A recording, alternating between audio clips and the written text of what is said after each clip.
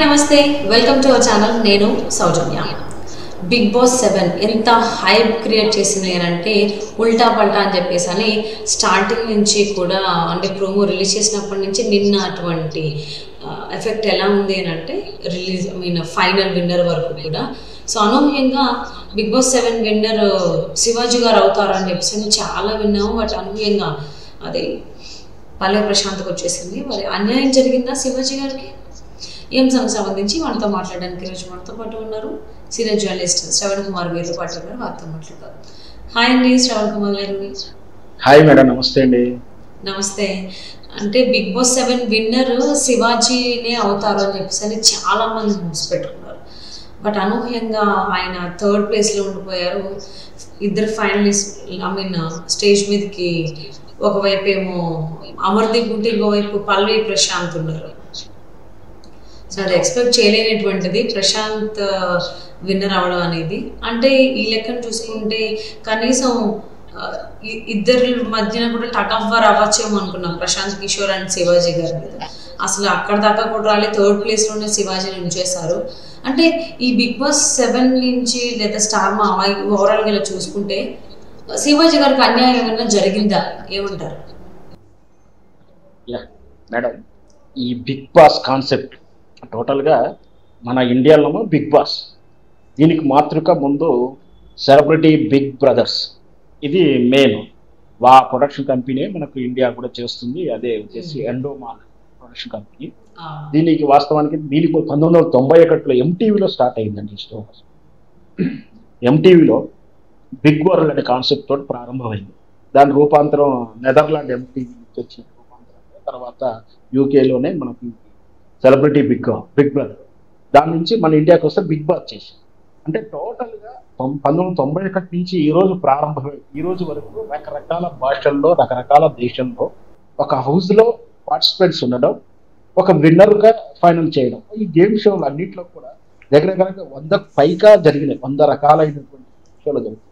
ఈ అన్నింటిలో కలిపి కేవలం ప్రత్యేకంగా వరల్డ్ రికార్డు ఏంటంటే ఈ బిగ్ బాస్ 7లో ఒక సామాన్యుడు, ఒక రైతు వ్యవసాయం చేసుకున్న గ్రామీణ స్థాయి, ఏ కుట్రలు కుతంత్రాలు తెలియని ఒక కామన్ మ్యాన్, సగటు మనిషి పార్టిసిపేట్ అవ్వడం, విన్నర్ అవడం, దీని ప్రత్యేకత అండి.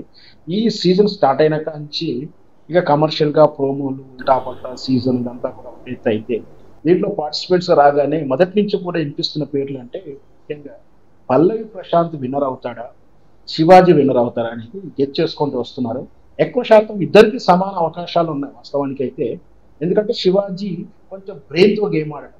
ఇంతవరకు నాగార్జున కూడా అన్నారు, టోటల్ ఆల్ సీజన్లో కేవలం బ్రెయిన్ గేమ్ ఆడుతూ తన టాలెంట్ నిరూపించుకుంది కేవలం శివాజీ ఒక్కటే అన్ని సీజన్లో.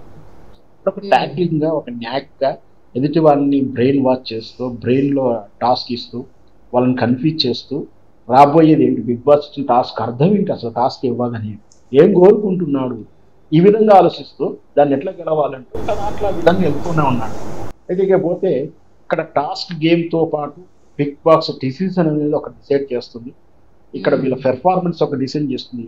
ఈ రెండింటి వెనక ఇంకొకటి పబ్లిక్ ఓటింగ్ అనేది డిసైడ్ ఫ్యాక్టర్.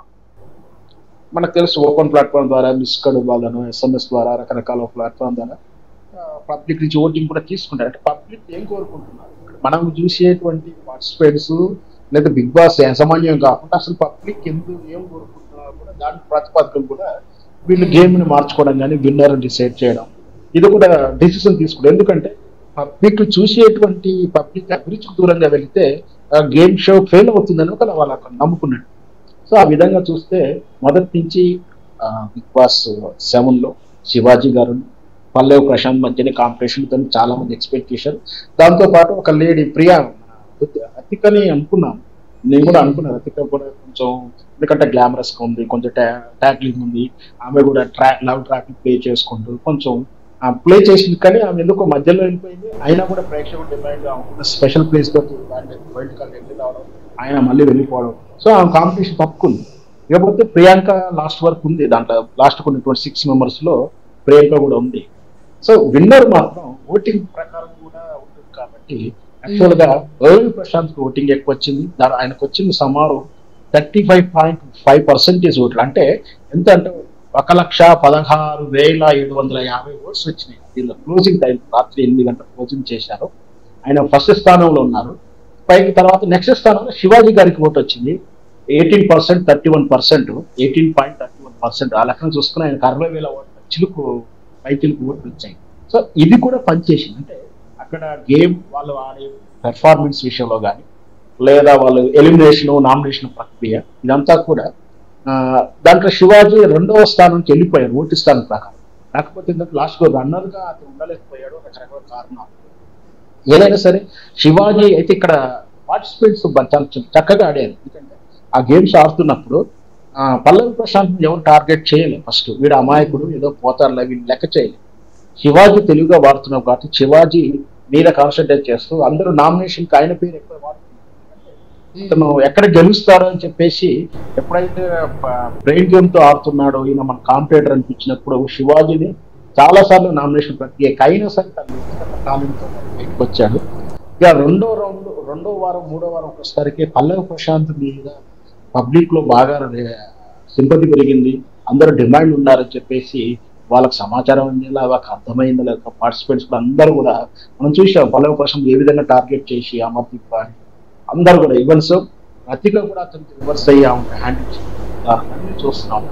ఇదంతా కూడా ఓటింగ్ ప్రకారం చూసుకుంటూ వెళ్తే చివరాఖరికి మిగిలిన 6 మెంబర్స్ లో శివాజీ రన్నర్ కూడా మిలకపోవడం అని అన్యాయం ఏం కాదు. వాస్తవానికి కాంపిటీషన్ అవుతున్నారని చెప్పేసి అందరూ టార్గెట్ చేయడం వల్ల ఎక్కువ నెగిటివ్ వర్డ్స్ అటు వచ్చాయి. దాంతోపాటు పల్లవి ప్రశాంత్ చాలా వరకు కోఆపరేట్ చేశాడు శివాజీ కూడా. కానీ చివరిలో కాంపిటేటర్ అయ్యారని చెప్పేసి అతనికి ఓటింగ్ కూడా తగ్గించారు ప్రేక్షకులు. ఎక్కడ పల్లవి ప్రశాంత్ సింపతి ఎక్కువ ఉంది కాబట్టి కాంపిటేటర్ అవుతున్నాడు అని చెప్పేసి ఆయనకు ఓటేసాడు. ఆయన కూడా పబ్లిక్ ఓటింగ్ ప్రకారం శివాజీ సెకండ్ ఉన్నాడు, పల్లవి ప్రశాంత్ ఫస్ట్ ఉన్నాడు. అమర్దీప్ అయితే 4th స్థానంలో ఉన్నాడు. వాస్తవానికి 4th స్థానంలో కేవలం ఆయనకు 45,000 ఓట్లు మాత్రమే వచ్చింది. కేవలం ఇది ఫినాలే విషయంలో ఓన్లీ అంటే ఏ వారానికి సంబంధించిన వారం ఓటింగ్ శాతం ప్రకారం. సో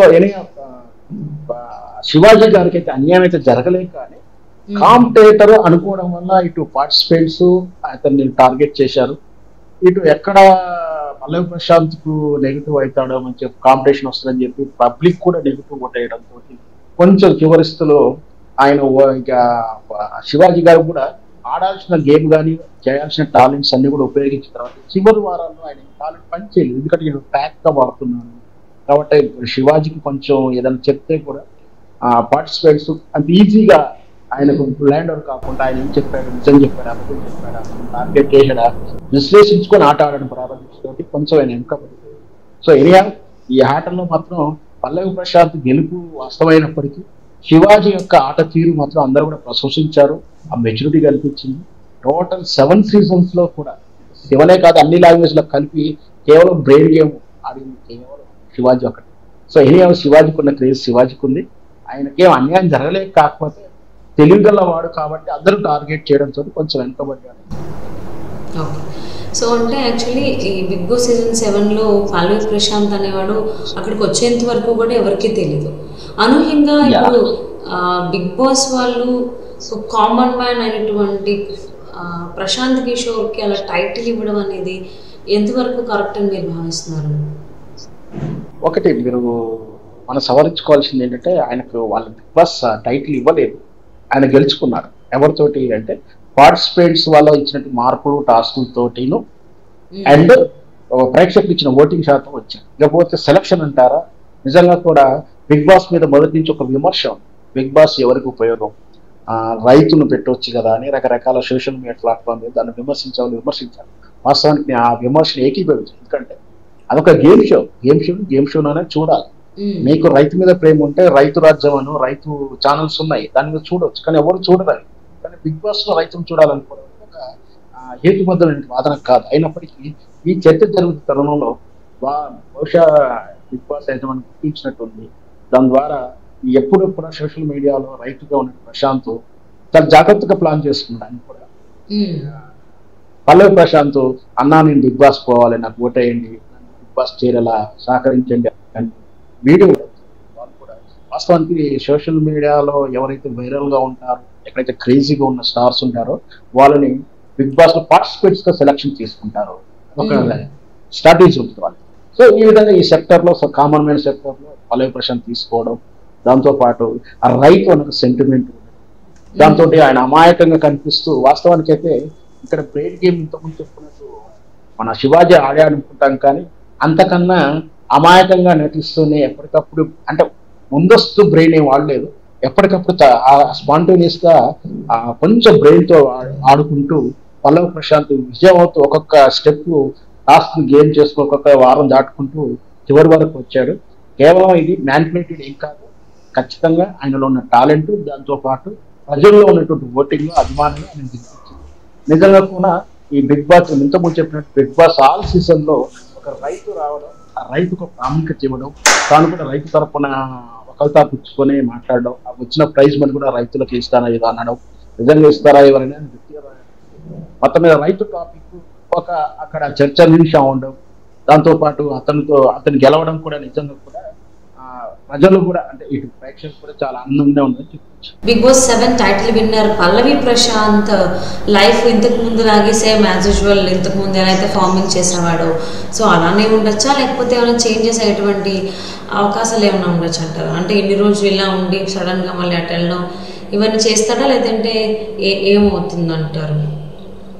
సో అతను మళ్ళీ రైతుగా సామాన్య రైతు వ్యవసాయాన్ని దూరం చేసుకోకపోవచ్చు, కానీ ఆ రైతుగా ఉంటూనే ఆ సెలబ్రిటీ క్రేజ్ ని ఇమేజ్ ని వాడుకుంటున్నారు. ఖచ్చితంగా అంటే మన ప్రేక్షకులకు మన టెలివిజన్ స్క్రీన్ కానీ సినిమా స్క్రీన్ కానీ విడిచి వెళ్ళడం కేవలం ఆ రైతు వ్యవసాయం చేస్తూనే మళ్ళీ ఈ స్క్రీన్ కు దగ్గరగా ఉండడానికి ఖచ్చితంగా మనకు సోషల్ మీడియా కూడా కానీ యూట్యూబ్స్ కానీ ఎవరు కూడా వదలడం, అతని నుంచి మళ్ళీ ఏదన్నా షార్ట్ ఫిల్మ్స్ కానీ లేదా సీన్స్ చేయడం కానీ మళ్ళీ స్క్రీన్ షేర్ చేసుకుంటూ ఏదో నటన అని చెప్పలేం, కానీ ఏదో విధంగా స్క్రీన్ మీద ఉంటూనే ఖచ్చితంగా మళ్ళీ దాంతోపాటు కమర్షియల్ వాల్యూస్ కూడా ఉంటాయి, బ్రాండింగ్స్ ఉంటాయి, కంపెనీ బ్రాండింగ్ ఎండార్స్ చేస్తుంటారు. ఖచ్చితంగా ఇటు బిగ్ బాస్ 7 విన్ అవడం వల్ల ఆ పల్లవి ప్రశాంత్ కి ఏమైనా బెనిఫిట్స్ ఉండేటువంటి అవకాశాలు ఉన్నాయి అనుకోవచ్చు అంటారా? ఖచ్చితంగా ఆర్థిక ప్రయోజనాలు ఉంటాయా ఉండవని సెకండరీ, కానీ తన ఒక లైఫ్ గోల్ అచీవ్మెంట్ పెట్టుకున్నాడు, అన్న బిగ్ బాస్ వెళ్ళాలి అని. దాని తగ్గట్టే ఇప్పుడు అతను బిగ్ బాస్ రావడానికి చాలా కష్టపడ్డాడు, ప్లాన్ చేసుకున్నాడు. అతను ఒక పల్లెటూరులో ఉంటూ తాను ఈ వీటికి దగ్గరికి వెళ్ళాలంటే ఒక స్మార్ట్ ఫోన్ కావాలని కొనే ప్రయత్నం చేయడం, దానికోసం రకరకాల ప్రయత్నం చేసి ఒక దగ్గర స్నేహితుడి దగ్గర డబ్బు దాచుకుంటే అతను ఏదో మోసం చేశాడని ఫోన్ కొనుక్కోలేని స్టేజ్ లో ఉన్నప్పుడు తండ్రి మళ్ళీ ఏదో సంథింగ్ అమ్మేసి ఫోన్ కొనియడం, అది కూడా సామాన్య ఫోన్ అయితే వద్దు, బ్రాండెడ్ కంపెనీ ఫోన్, మన యాపిల్ ఫోన్ అయితే అన్ని రకాలు ఉంటుందని చెప్పడం, దాని ద్వారా వివిధ రకాల సోషల్ ప్లాట్ఫామ్ మీద టిక్ టాక్ లాంటి కానీ రకరకాల దాంట్లో అతను రీల్స్ చేస్తూ బిగ్ బాస్ దగ్గర అవడానికి, బిగ్ బాస్ సెలక్షన్ అవడానికి ప్రయత్నం చేయడం, అంతా కూడా ఒక టాస్క్ తీసుకున్నాడు. ఇంత ఎక్సర్సైజ్ చేసిన వాడికి ఈ రోజు విన్నర్ అవడం అనేది అసంతృప్తినిస్తుంది, సెల్ఫ్ సాటిస్ఫాక్షన్ ఇస్తుంది. ఇక డబ్బు రూపంలో ఏంటి అనేది మరి ఆయన ఇష్టం, ఆయనలో ఆశ పెరిగిందా, డబ్బు టేస్ట్ పెరుగుతుంది, డబ్బు ఎప్పటికి కూడా చేయదు. వాస్తవానికి ఇప్పుడు సుమారు రకరకాలుగా బిగ్ బాస్ ద్వారా వచ్చిన అమౌంట్ ప్రకారం చూసినా 75 లక్షల నుంచి ₹1 కోటి వరకు బెనిఫిట్ విన్నర్ అయ్యి. సో మరి ఆ ఎంజాయ్ ఎలా, ఆ అమౌంట్ ఏం చేస్తాడు, రాబోయేటువంటి బ్రాండ్ నేమ్ ఏదైతే ఉందో ఇతనికి ఉన్నటువంటి క్రేజ్ అయితే దాన్ని కమర్షియల్ గా ఎలా వాడుకుంటాడు చూడాలి. ఎస్ అని తప్పకుండా ఎందుకంటే ఏదైనా గేమ్ షోలో ఎక్కడన్నా కానీ అంతమంది పోటీ చేస్తారు, బట్ ఒకలే విన్ అవుతారు కాబట్టి సో ఈ బిగ్ బాస్ సీజన్ 7కి టైటిల్ విన్నర్గా పల్లవి ప్రశాంత్ వచ్చాడు. సో అందరూ అక్కడ యాక్టర్ శివాజీ గారికి జరిగినటువంటి అన్యాయం అయితే ఏమీ లేదన్నట్టుగా అన్నారు. సో ఏదేమైనా అందరూ హ్యాపీగా ఉంటే బాగుంటుంది. సో ఎటువంటి గొడవలు ఇలాంటివి ఏమీ పెట్టుకోకుండా నార్మల్గా లైఫ్ లీడ్ చేస్తే it's very good. And thank you so much for spending your valuable time with us.